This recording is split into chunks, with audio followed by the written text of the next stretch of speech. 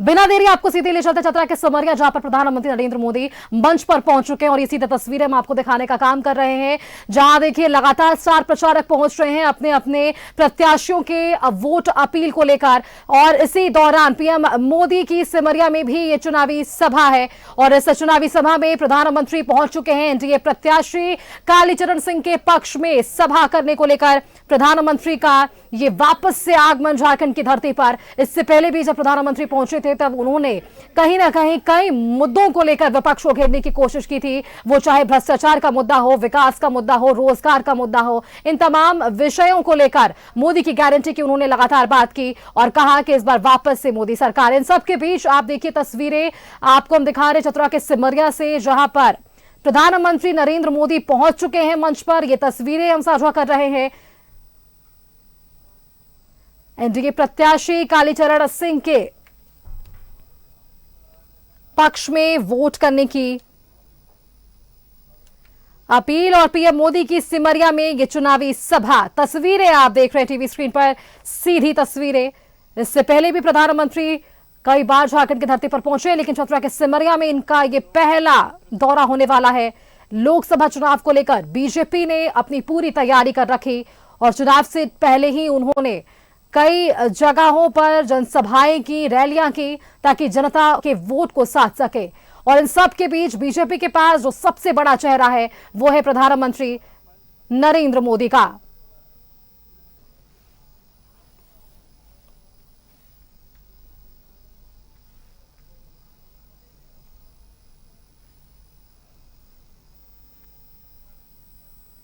और इसी बड़े चेहरे के साथ चुनावी मैदान में बीजेपी और बीजेपी एनडीए के सामने आईएनडीआईए का ये पूरा खेमा, जहां ये चुनावी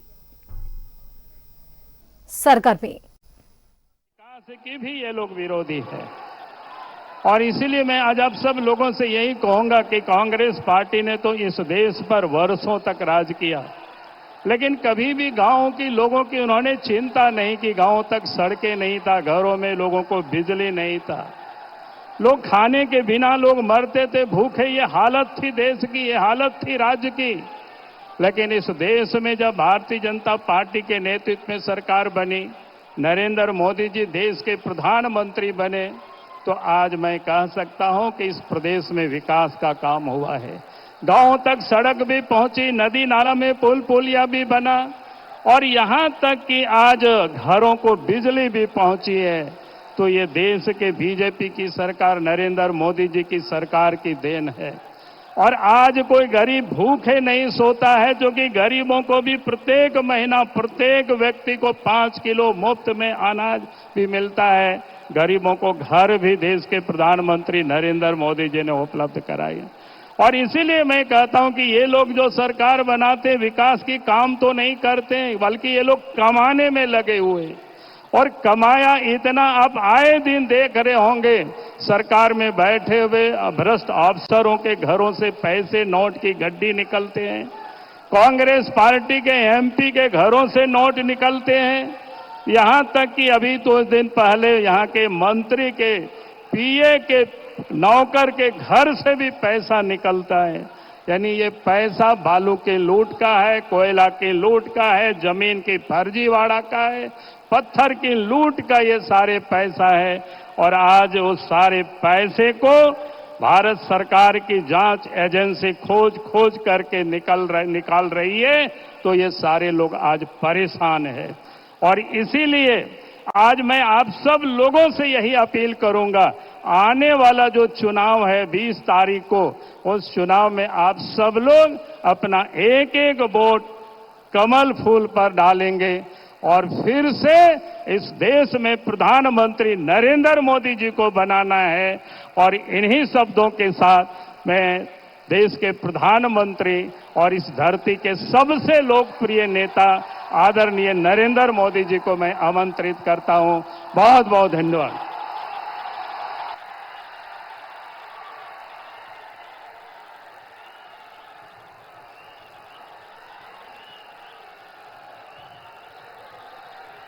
जय जोहार, जय जोहार, जय श्री राम। जय श्री राम। मैं मां भद्रकाली और मां छिन्नमस्तिका के चरणों में प्रणाम करता हूं। आज चतरा की धरती पर ये जन सैलाब और जितने अंदर है उससे 4 गुना बाहर है।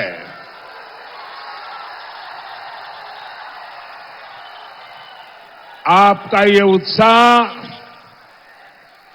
आपका ये स्नेह 4 जून को परिणाम क्या आने वाले हैं, जो भी इसमें अभी भी दुविधा में हो वो जरा आकर के यहां देख ले।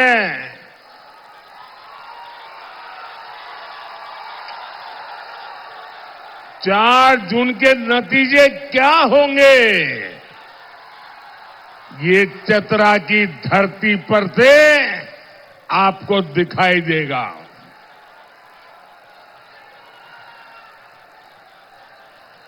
साथियों, 3 चरणों के चुनाव के बाद ही कांग्रेस और उसके साथियों ने एक तरह से अपनी हार स्वीकार कर ली है। इंडी गठबंधन के एक बड़े नेता ने कहा है कि सभी ये जो फोटो लेके आए हैं ना, नीचे रखो, पीछे लोग परेशान हो रहे हैं।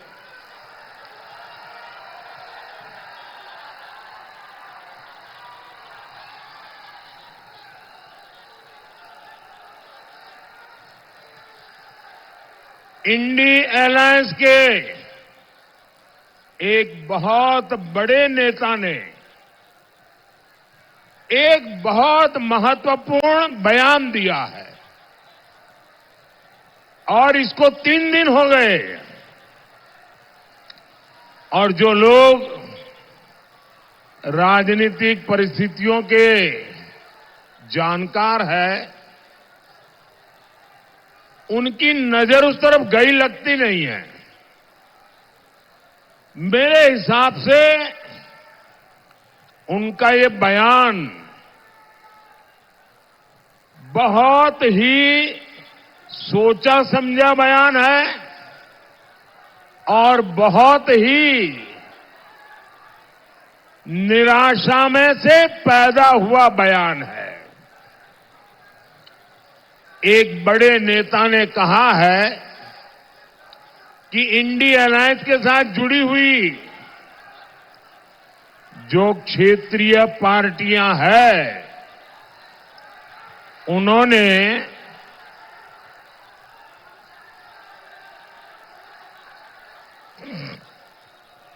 ये 5-10 लोग हैं, उनको दिखता नहीं है कि सबको परेशान करेंगे क्या?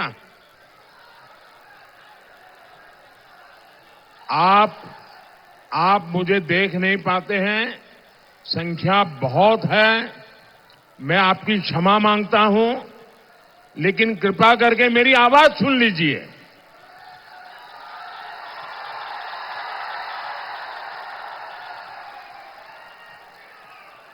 और मेरे चेहरे को क्यों, मैं तो दिल की बात करने आया हूं आपसे। साथियों,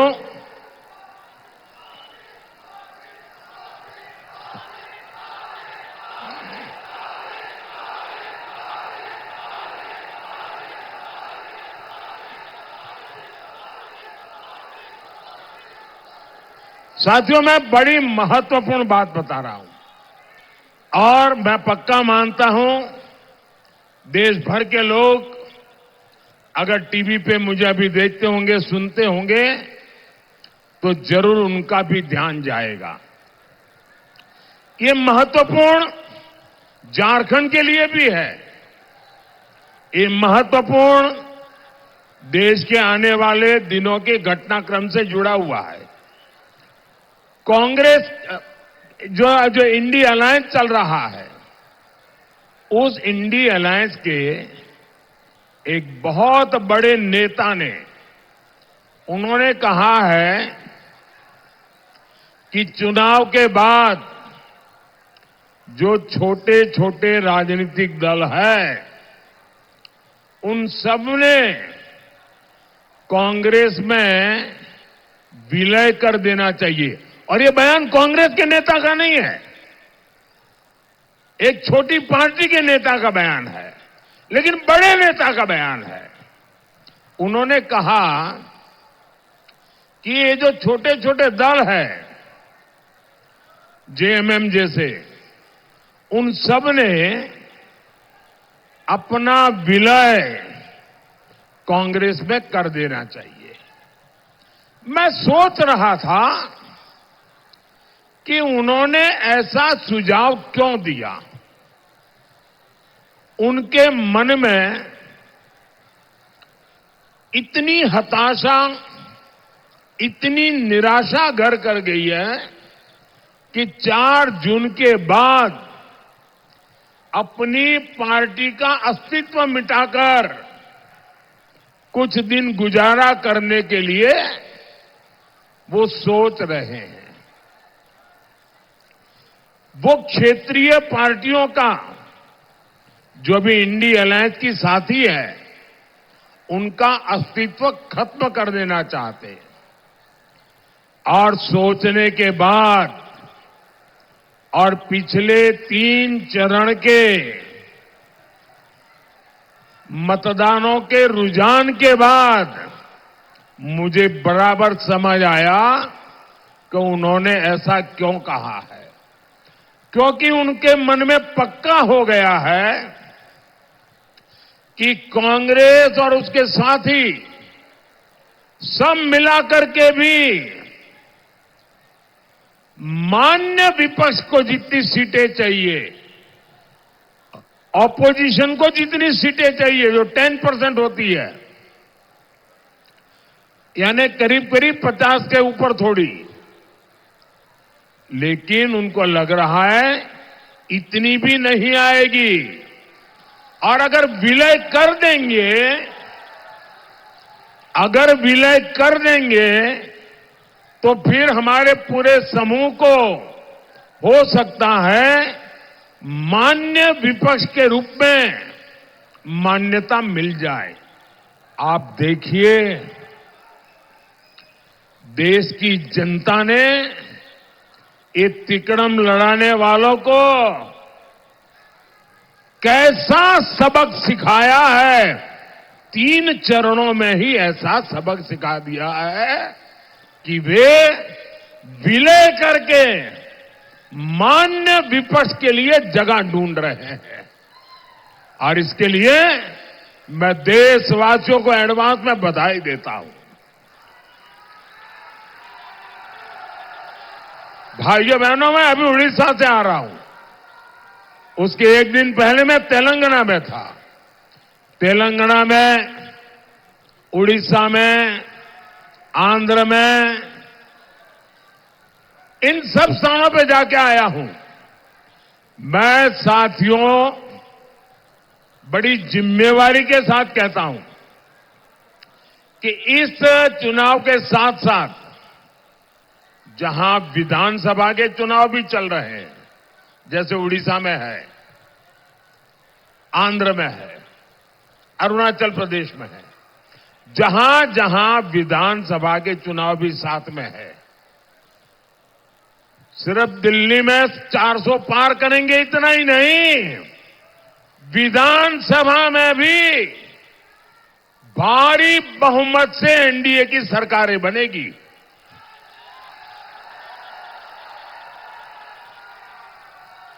और ये शहजादे को, उनकी पार्टी को, उनकी उम्र से भी कम सीटें मिलने वाली हैं।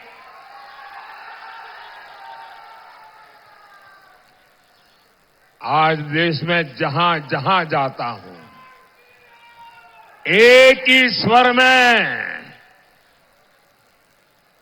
एक ही विश्वास के साथ देश का कोने कोने से आवाज आ रही है। फिर एक बार, फिर एक बार, फिर एक बार। साथियों, 2024 का लोकसभा चुनाव ये सिर्फ सरकार बनाने का चुनाव नहीं है। ये चुनाव देश बनाने का चुनाव है। ये चुनाव चोर लुटेरों से देश को बचाने का चुनाव है। ये चुनाव आपके बच्चों का भविष्य सुनिश्चित करने के लिए चुनाव है।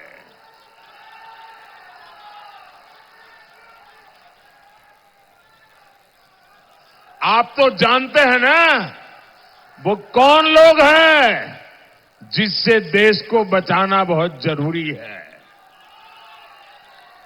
जेएमएम, कांग्रेस और इंडी गठबंधन के जो कारनामे हैं, उनकी जो सोच है, उनकी जो दिशा है, देश को बचाना समय की सबसे बड़ी मांग है। आपने देखा कैसे जेएमएम और कांग्रेस के ठिकानों से नोटों के पहाड़ निकल रहे हैं, नोटों के पहाड़।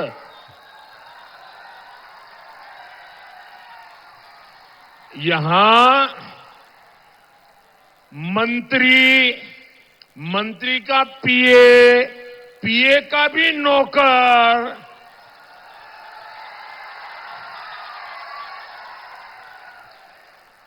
और मैंने तो कभी अपनी आंखों से इतनी नोटें नहीं देखी है। यहां नोटों के पहाड़ उगाने का काम जामुमो, जेएमएम और कांग्रेस ने किया है। और बेशर्मी देखिए, इतनी नोटें निकलने के बाद शर्म से माथा झुक जाए, कोई आंख तक ऊंची न करे, ये ऐसे बेशर्म है, इनको कोई परवाह नहीं है। और तब देश के लिए संकट बहुत गहरा हो जाता है। आप सोचिए, जब कर्मचारियों के घरों से करोड़ों रुपए मिल रहे हैं, तो मालिकों की तिजोरी में कितना काला धन होगा। कांग्रेस के सांसद के पास से तो 300 करोड़ से ज्यादा कैश मिला। अरे नोट गिनने वाली मशीनें गिनते गिनते खराब हो गई, मशीनें हांफने लग गई। गिनते थे लेकिन नोट खत्म नहीं होती थी। जरा मेरे भाई बहन बताइए, ये पैसा किसका है? ये पैसा किसका है? ये पैसा किसका है? ये पैसा किसका है? आपके घर में से अगर कोई 5,000 रुपए भी चोरी कर जाए तो आप चोर को सजा मिले चाहते हो कि नहीं चाहते हो? चोर पकड़ा जाए चाहते हो कि नहीं चाहते हो? चोर जेल जाए चाहते हो कि नहीं चाहते हो? तो देश के लूटने वाले जेल जाने चाहिए कि नहीं जाने चाहिए? देश को लूटने वाले जेल में रहने चाहिए कि नहीं रहने चाहिए? ये पैसा आपका पैसा है। ये पैसा झारखंड के लोगों का पैसा है। और ये पैसा आपसे लूटने वालों के खिलाफ मैं पूछना चाहता हूं, कड़ी से कड़ी कार्रवाई होनी चाहिए कि नहीं चाहिए? कौन कर सकता है कार्रवाई? ये कड़ी कार्रवाई कौन कर सकता है? कौन कर सकता है भाई? जिसके ऊपर कोई दाग नहीं लगा है ना, वो आपका बेटा मोदी कर सकता है जी।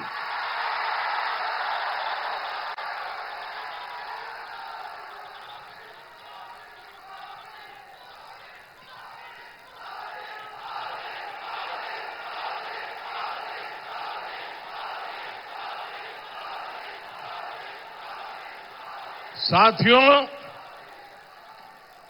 जेएमएम का और कांग्रेस का एक ही एजेंडा है, न काम करेंगे न करने देंगे, और बिना दाम काम का नाम नहीं। ये इनका खेल है। ये खुद तो भ्रष्टाचार के अलावा कुछ करते नहीं है।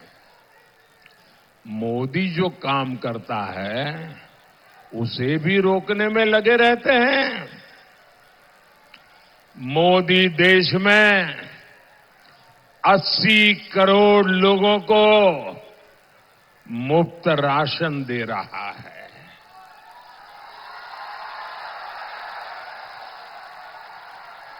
साथियों, मैं गरीब परिवार में पैदा हुआ हूं। मैंने गरीबी देखी है। भूख क्या होती है वो मैं अनुभव करके निकला हूं, और इसलिए मैं नहीं चाहता हूं कि मेरे देश का कोई बच्चा भूखा सो जाए। इसलिए मैं चाहता हूं कि मेरे देश के गरीब के घर का चूल्हा जलता रहना चाहिए, और इसलिए केंद्र सरकार 80 करोड़ लोगों को मुफ्त राशन का पूरा खर्च उठाती है। लेकिन झारखंड में इन लोगों ने राशन बांटने की व्यवस्था तबाह करके रख दी है। ये चाहते हैं मोदी का भेजा राशन आपको मिले ही नहीं। जब गरीब मोदी को आशीर्वाद देता है तो इंडी गठबंधन वालों को गरीबों पर चिढ़ आ जाती है। साथियों, मोदी ने हर घर जल पहुंचाने के लिए जल जीवन मिशन शुरू किया है। झारखंड सरकार उसमें भी भ्रष्टाचार कर रही है।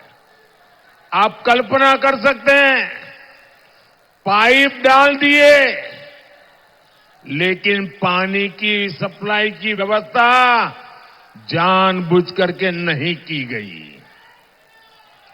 साथियों, हमारी सरकार झारखंड के युवाओं के लिए नए अवसर बनाने के लिए दिन रात काम कर रही है। हम आदिवासी इलाकों में एकलव्य स्कूल खोल रहे हैं। यहां सिमरिया में हमने केंद्रीय विश्वविद्यालय भी खोला है। हमारी कोशिश है इस क्षेत्र में अच्छी सड़कें बने, उद्योग बढ़े। हजारीबाग से रांची हाईवे, हजारीबाग से कोडरमा हाईवे और माझी जैना मोड़ एक्सप्रेस वे, ऐसी आधुनिक सड़कों का नेटवर्क हमारी सरकार बना रही है। टोरी शिवपुर रेलवे लाइन माल ढुलाई के लिए शुरू की गई है। यहां जो एनटीपीसी का प्लांट शुरू हुआ है उसकी नींव भी अटल जी की सरकार ने रखी थी। इस प्लांट का लोकार्पण भी हमारी सरकार ने किया। लेकिन साथियों, भ्रष्टाचार में आकंठ डूबी इंडी गठबंधन की सरकार यहां विकास के कार्यों में भी रोड़ा अटका रही है। मैं इन लोगों से पूछना चाहता हूं, झारखंड का विकास हो जाएगा तो तुम लोगों का क्या नुकसान होगा? क्यों यहां के नौजवानों के लिए रोजगार के मौके बंद कर रहे हो? साथियों, इंडी गठबंधन को आपकी रोजी रोटी की कोई चिंता नहीं है। वे सिर्फ और सिर्फ लूट पर चलाने के लिए सत्ता के गलियारों में जीना चाहते हैं। वो अपना स्वार्थ देखते हैं। आप जानते हैं कांग्रेस, जेएमएम झारखंड का विकास क्यों रोकना चाहते हैं? इन्हें डर है, अगर दलित, पिछड़ा, आदिवासी अगर उनके बच्चे आगे बढ़ जाएंगे तो उनकी दुकान का क्या होगा?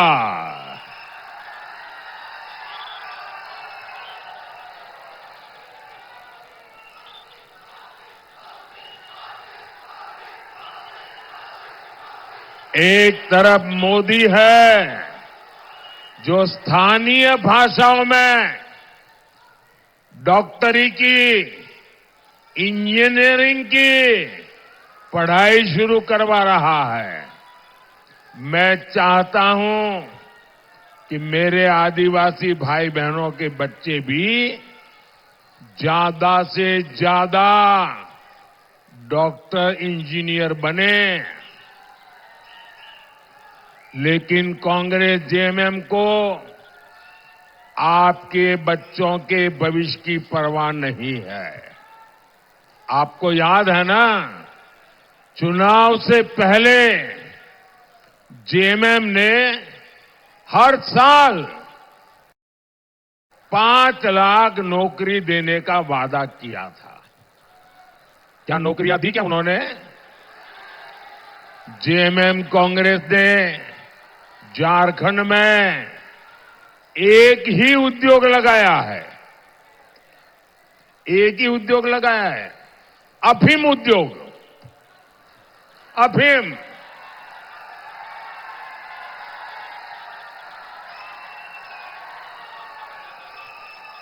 ये अफीम किसका भला करेगा भाई?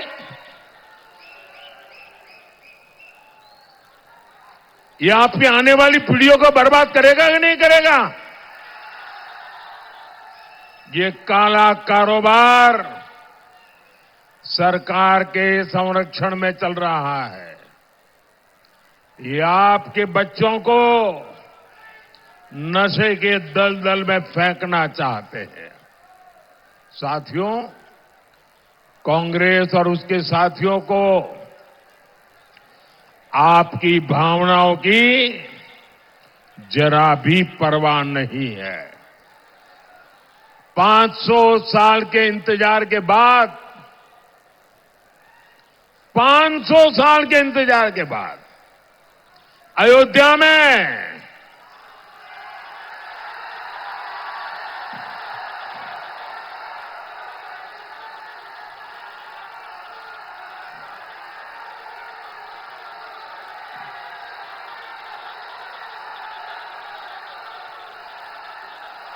जय श्री राम। अयोध्या में भगवान राम का मंदिर 500 साल के बाद बना, अनेक पीढ़ियों के बलिदान के बाद बना। कौन हिंदुस्तानी होगा जिसको आनंद नहीं होगा? आपको हुआ कि नहीं हुआ? हुआ कि नहीं हुआ? भाइयों बहनों, जब अयोध्या से वनवास के लिए राजकुमार राम ने प्रस्थान किया था ना, जब अयोध्या से निकले थे 14 साल के लिए, ये मेरी बात जरा गौर से सुनिए,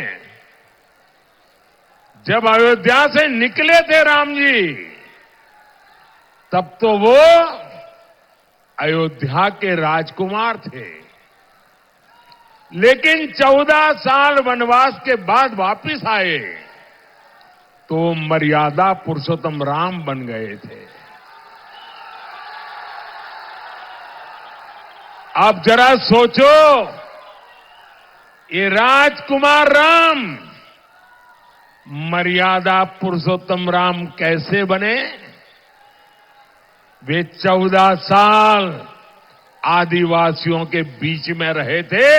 ये आदिवासियों ने अयोध्या के राजकुमार को प्रभु राम बना दिया था, मर्यादा पुरुषोत्तम राम बना दिया था। हम प्रभु राम की भक्ति करते हैं क्योंकि ये मेरे आदिवासियों के संघ ने राजकुमार राम को मर्यादा पुरुषोत्तम राम बना दिया था। और इसलिए हम राम की तो पूजा करते हैं, लेकिन राम को प्रभु राम बनाने वाले आदिवासियों की भी पूजा करते हैं। लेकिन साथियों, कांग्रेस जामुमो और उसके सहयोगियों को आदिवासियों का हित, उनका गौरव बर्दाश्त नहीं होता। भारतीय जनता पार्टी ने एक आदिवासी बेटी को देश की राष्ट्रपति बनाया। द्रौपदी मुर्मू जी आपके यहां गवर्नर रह चुकी है, आप उनको भलीभांति जानते हैं। वो आज देश की सर्वश्रेष्ठ पद पर है, देश की तीनों सेनाओं को वो कमांड करती है। मुझे बताइए भाइयों, एक आदिवासी बेटी को राष्ट्रपति किसने बनाया? किसने बनाया? किसने बनाया? किसने बनाया? किसने बनाया? मोदी ने नहीं बनाया, आपके एक वोट ने बनाया है। ये आपके वोट की ताकत है कि आपने मोदी को सेवा करने का मौका दिया, और ये आपके वोट की ताकत है कि द्रौपदी मुर्मू जी आज देश की राष्ट्रपति है। आप कहिए भैया, द्रौपदी मुर्मू जी का राष्ट्रपति बनना हम सबके लिए गर्व का विषय है कि नहीं है? आपको गर्व होता है कि नहीं होता है? अभिमान होता है कि नहीं होता है? लेकिन कांग्रेस और उसके साथी पहले दिन से आदिवासी बेटी द्रौपदी मुर्मू राष्ट्रपति बन गई, ये पचा नहीं पा रहे हैं, डगर डगर पर उनका अपमान करते हैं। जो ताजा घटना घटी है, ये घटना बहुत गंभीर है भाइयों, और इसलिए मुझे देशवासियों के सामने मेरी पीड़ा व्यक्त करना जरूरी है। भैया वो तस्वीर नीचे रख दो, आप नीचे बैठिए। तस्वीर नीचे रखो, आप भी नीचे बैठो, नीचे बैठिए आप। धन्यवाद। देशवासियों के सामने मैं मेरी पीड़ा व्यक्त करना चाहता हूं। हमें राष्ट्रपति का पद इतना महत्वपूर्ण होता है, गलती से भी उसको अपमानित नहीं करना चाहिए। लेकिन कांग्रेस पार्टी, जिसकी सोच 18वीं शताब्दी की सोच है, 18वीं शताब्दी की सोच है, पापी मन है। क्या हुआ मैं बताता हूं। अभी हमारी राष्ट्रपति जी अयोध्या प्रभु राम लला के दर्शन करने, वहां पूजा अर्चन करने गई थी और पूजा अर्चन करके आई। ये कांग्रेस वालों की 18वीं शताब्दी की मानसिकता, विकृत मानसिकता, पापी मन, ये कह रहा है। घोषणा की उन्होंने प्रेस कॉन्फ्रेंस करके मुंबई में, ये कहा कि ये राम मंदिर का अब हम शुद्धिकरण करेंगे, राम मंदिर को गंगा जल से धोएंगे। क्या एक आदिवासी प्रभु रामलला के दर्शन करे और इसलिए आपको मंदिर धोना पड़े? ये कौन सी मानसिकता है आपकी? ये राष्ट्रपति का अपमान है कि नहीं है? राष्ट्रपति का अपमान है कि नहीं है? नारी का अपमान है कि नहीं है? हिंदुस्तान का अपमान है कि नहीं है? प्रभु राम का अपमान है कि नहीं है? राष्ट्रपति का अपमान है कि नहीं है? ऐसे लोगों को माफ कर सकते हैं क्या? कभी भी माफ कर सकते हैं क्या? हिंदुस्तान ऐसे लोगों को माफ कर सकता है क्या? भाइयों बहनों, ये कांग्रेस वाले लोग हैं, उन्हें सिर्फ आपसे वोट चाहिए, उनको आपके प्रति प्रेम नहीं है, वो आपको मनुष्य मानने को तैयार नहीं है। भाइयों, इतना बड़ा पाप उन्होंने किया और इसलिए पीड़ा मैं देशवासियों के सामने रख रहा हूं। मुझे बताइए, ये लोग आपसे एक वोट पाने के हकदार है क्या? साथियों, कांग्रेस के शहजादे इन दिनों एक नया फॉर्मूला लेकर आए हैं। आपने सुना होगा, वो कह रहे हैं कि कांग्रेस आएगी तो आपकी संपत्ति की जांच करवाएगी, एक्सरे करेंगे, एक्सरे, और आपके पास कितनी जमीन है, माताओं बहनों के पास सोना चांदी गहने क्या है, ये सारा एक्सरे मशीन से खोजा जाएगा। आपकी संपत्ति भी, आपकी मेहनत की कमाई की संपत्ति भी आप अपने संतानों को नहीं दे पाएंगे। वो ऐसा कानून लाने वाले हैं, अगर आपके पास 10 एकड़ भूमि है तो आपके संतानों को 5 एकड़ ही दे पाएंगे। 5 एकड़ ये शहजादे की सरकार लूट लेगी। आपके पास गांव में एक घर है और शहर में छोटा सा घर लिया, 2 घर है तो एक गया। क्या आपकी मेहनत की कमाई आप किसी को लूटने देंगे क्या? किसी को लेने देंगे क्या? ये आपकी मेहनत की कमाई पर आपका हक है कि नहीं है? आपके बच्चों का हक है कि नहीं है? ये लूटना चाहते हैं और मोदी दीवार बन के खड़ा है।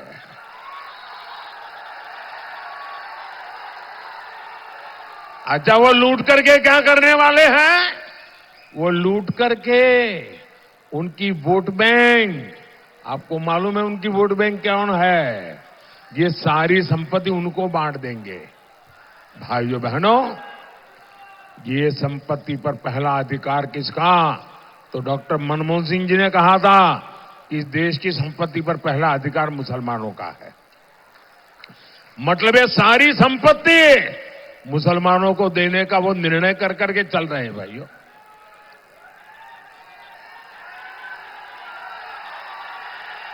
साथियों, ये कांग्रेस का पंजा हमारे दलितों, हमारे पिछड़ों, हमारे आदिवासियों का आरक्षण भी छीनना चाहता है। ये पूरे देश में इस काम में जुटे हुए हैं कि एससी, एसटी, ओबीसी का आरक्षण छीनो और अपने वोट बैंक को दे दो। इन्होंने आंध्र प्रदेश में यही किया।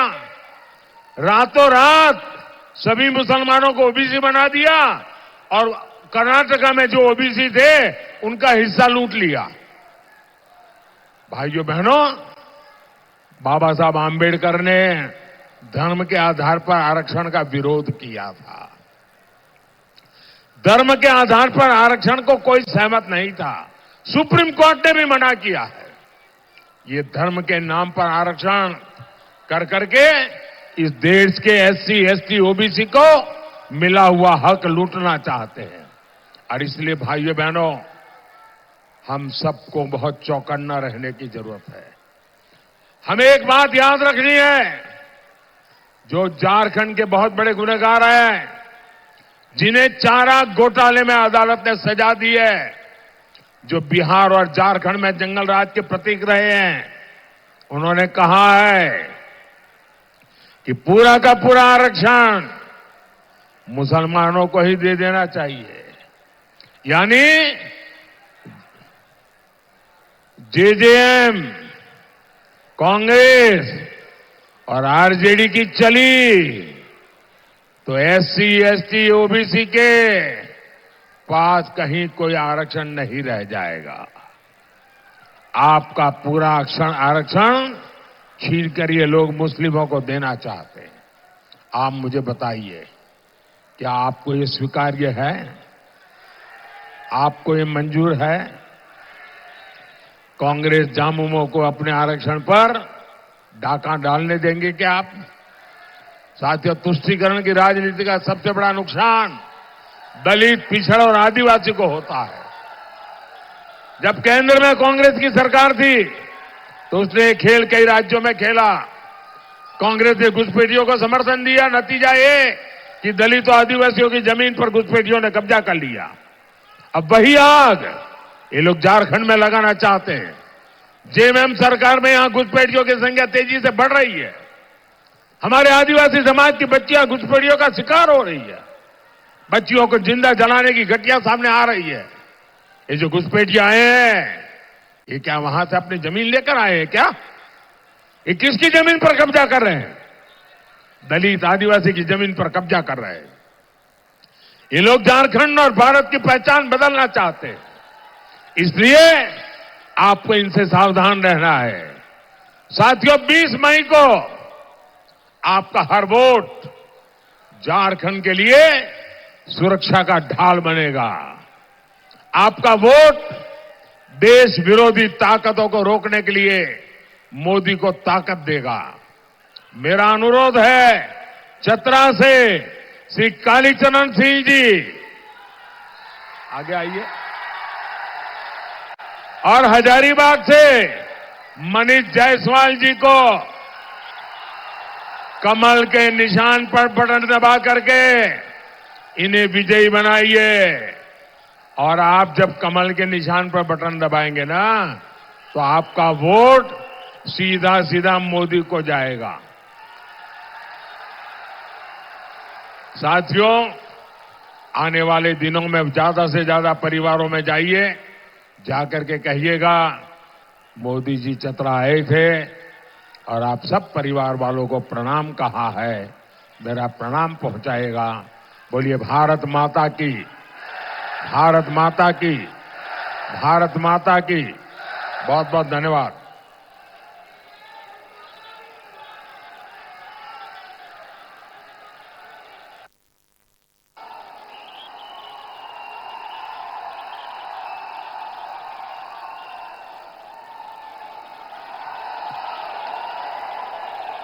बहुत बहुत धन्यवाद हमारे गरीबों के दाता, हमारी जनता के दाता, आदरणीय हमारे यशस्वी प्रधानमंत्री जी। नारा रुकना नहीं चाहिए। अब की बार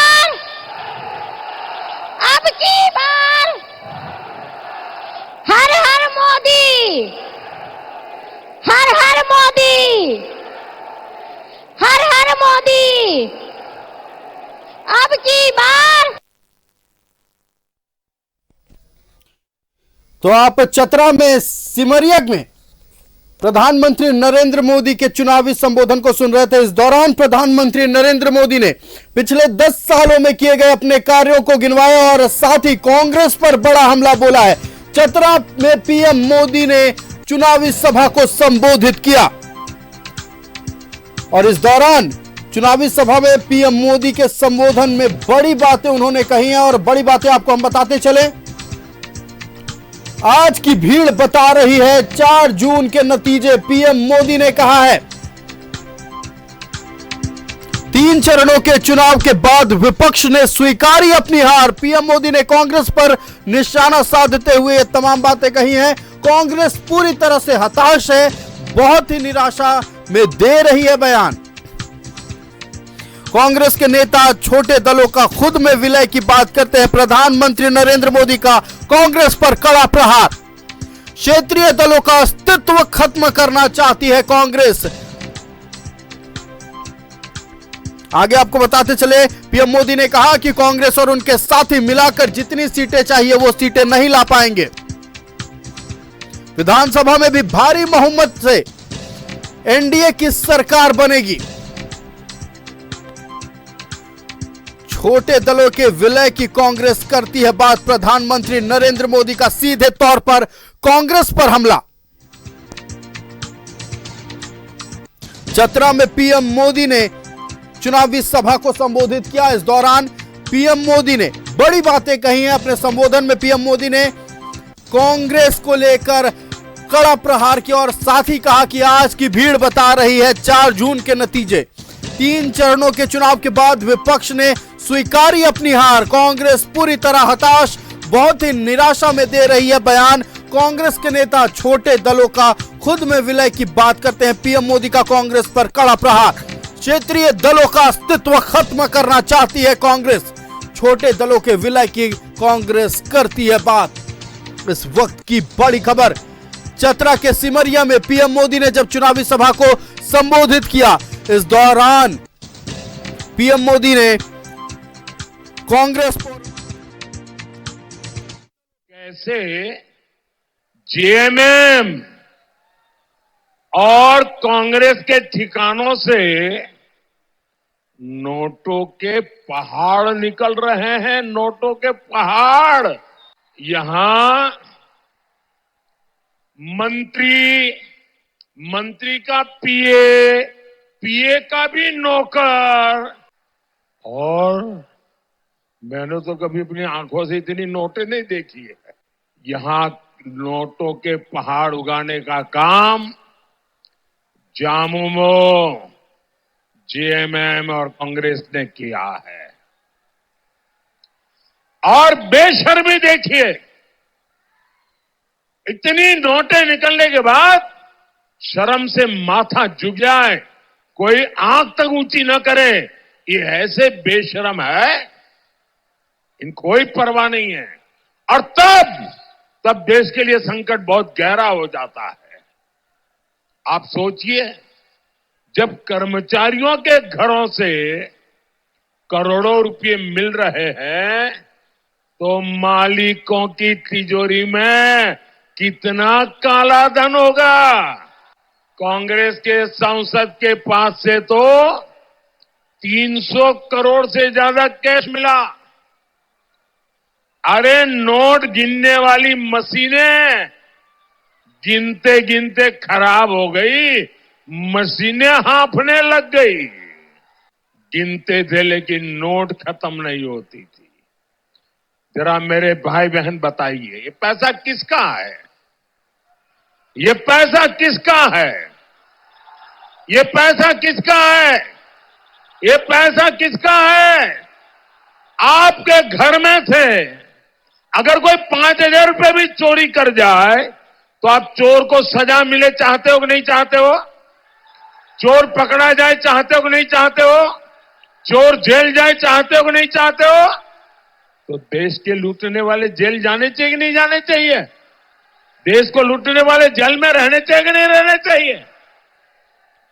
ये पैसा आपका पैसा है, ये पैसा झारखंड के लोगों का पैसा है और ये पैसा आपसे लूटने वालों के खिलाफ मैं पूछना चाहता हूं, कड़ी से कड़ी कार्रवाई होनी चाहिए कि नहीं चाहिए? कौन कर सकता है कार्रवाई? ये कड़ी कार्रवाई कौन कर सकता है? कौन कर सकता है भाई? जिसके ऊपर कोई दाग नहीं लगा है ना, वो आपका बेटा मोदी कर सकता है जी।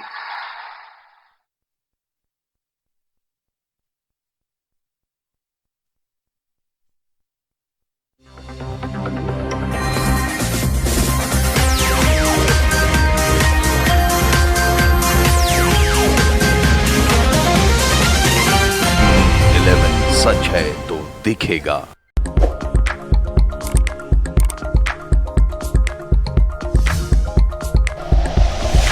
Like and share videos, subscribe करें हमारा चैनल और प्रेस करें बेल आइकॉन। न्यूज़ 11 भारत, सच है तो दिखेगा।